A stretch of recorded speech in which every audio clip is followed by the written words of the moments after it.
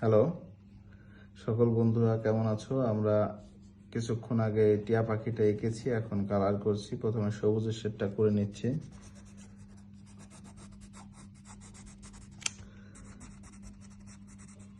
প্রথমে আমরা আস্তে আস্তে সবুজ কালারের শেডটা করে নেব।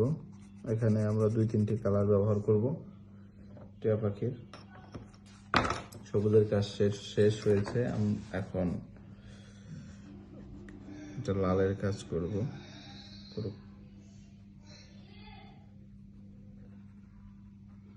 ঠোঁটের সাইডে একটু লাল বেশি থাকবে।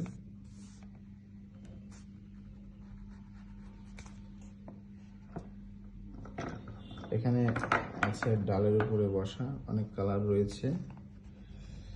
ডালের কালারটি কিছুটা ব্রাউন কালার দিয়ে আমরা এখানে শেড করার চেষ্টা করব।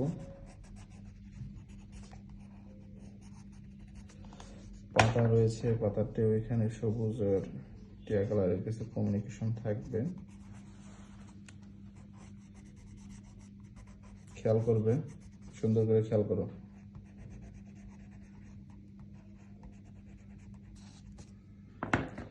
এখানে কিছুটা সবুজ কালারের শেড শেষ, এখন বাদ বাকিটা টিয়া কালারের কাজ চলছে। দিয়েছি আবার নিচের দিকে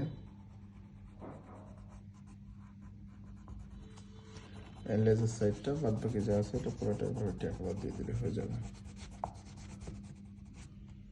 লাইট কালারটা আমরা একটু বেশি দেওয়ার চেষ্টা করছি, লাইট কালারটা একটু বেশি দেব। ডার্ক কালার যে সবুজ ছিল সেটা তো আমরা দিয়েছি।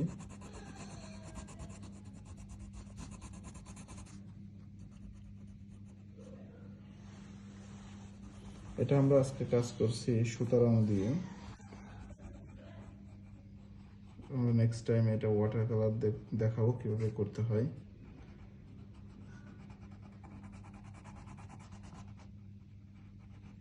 সম্পূর্ণ রংটি আমরা দেখাবো।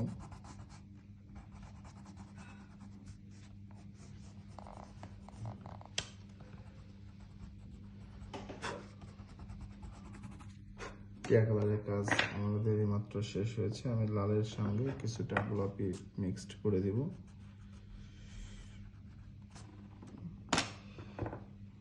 একটু কমলা থাকে আর কি, টিয়ার ঠোঁটে কমলা একটু থাকে। অবশেষে আমরা এখানে যে গাছের কালারটি করেছিলাম সেটি আমরা একটু এখানে খয়েরির সঙ্গে কাঠালি কালারটা দিয়ে দেব।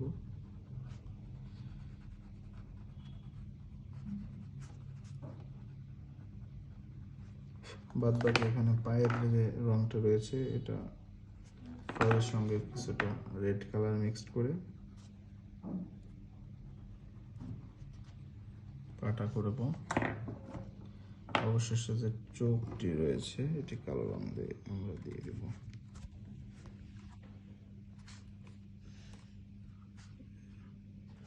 বাদ বাকি যে কাজগুলো রয়েছে এটি কালো বর্ডার করলে সুন্দর হয়ে যাবে। ধন্যবাদ সকলকে, ভালো থাকবেন, বাই।